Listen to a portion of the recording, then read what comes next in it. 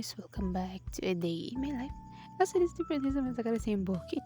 Kuy, ay magbe-birthday address na princess niya tapos ito lang yung handa niya. Kuy, kaya syempre may pa-cake tayo para tuloy talaga ang birthday. Kuy, at ang kasunod naman ay itong adobong manok. Ere ba? May pa-adobong manok pa. Uy, at syempre ito din naman isang buong manok. O diba na puro manok? Tambal sa kagid si princess nyo. Uy! At higit sa lahat itong pangpahaba ng ating bayang gusto mong umabot ng 60. Itong bihon. At syempre itong soft drinks. O diba? Ramdam talaga na may celebration. Dahil may soft drinks tapos may cake pa. O diba? Sino ka dyan Ang haba naman ng buhok ko dyan. Uy! At buti na lang talaga lumabas yung pagka-super saiyan ko. Dahil kung hindi, ay nako. At syempre, hindi na din ako nagsaing, no? Dahil may kanin pa natira tapos kami lang din naman dalawa ang kakain. Uy, kasama pala ito mga alaga ko The two dwarfs. Uy, then wala. Ito na lahat ang pinaghanda ng Disney princess nyo. Uy, yung arte.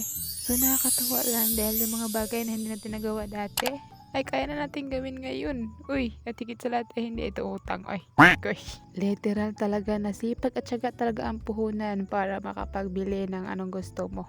Uy, oras na ba? Oras na pa magkainan ng lahat. O diba, kumain na sila. Tagi isang hiwa pa. Uy, at dahil kakain na yung mga boss, manager ng mga alagaan ko, syempre pakainin din natin sila. Tapos hindi mawala yung pasayaw-sayaw natin yan. Tapos pang-akit pa. Uy, lumuwag na. Diba may pag-imbot-gimbot pa. Habang itong asawa ko ay busy siya sa paghanda ng soft drinks with ice. Pagpasensyaan nyo na yung background ko dyan dahil grabe, nakalantad talaga yung mga hugasin ko. So na-enjoy talaga namin itong araw na to dahil tingnan nyo, wala kayong ibang makita dyan kundi kami lang dalawa. So literal na nag-enjoy talaga kami dahil wala kaming kasamang boysita sa buhay.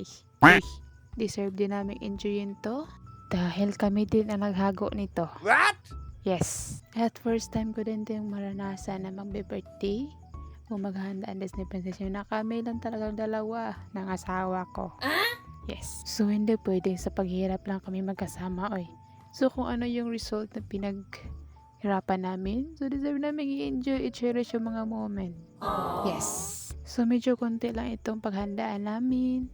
Yung paghahanda ko dahil may priorities tayo sa buhay, tapos ang dami. Ang importante, hindi ba sa utang, Kung tutuusin, pwede naman kaming magbungga.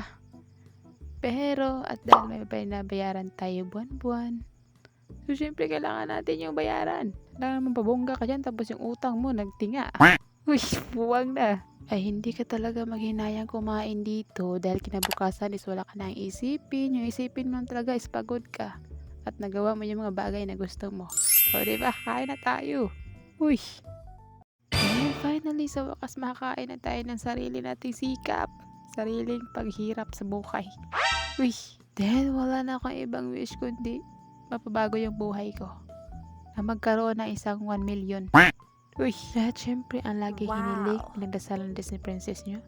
Ay bigyan mo lang po kami ng malusog at malakas na pangatawan, Lord. Tapos kami na bahala maghanap ng pera. Uy, so dito hindi ko na inisip na pagod ako sa mga ginagawa ko. Dahil lagi niyong tandaan, no pain, no gain. Kaya wag niyo isipin yung pagod, isipin niyo yung result. Ganun yun.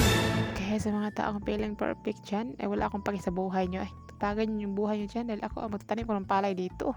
Uy, kakain pala. So, hindi ko na iniisip yung nakatambak na hugasin ko dyan dahil may rescuer ako Itong prinsipe ko, naghugas ng plato lang kahit 12 ng gabi na. Tapos hindi ko na nabidyuhan dahil alas na prinsesya nakatulog sobrang pagod dahil siya ang nagluto. Yes! So, wag na kaya magtaka kung bakit kami lang dalawa dahil mas maganda kasi yung tayo-tayo lang, kami-kami lang. Dahil walang sakit sa ulo. Aanin mo man yung marami. Tapos nagagulo lang pala. O diba? So okay na yung ganito, at least may peace of mind. Kaya huwag kayong matakot mag-isa. At least masaya. Diba? Wow.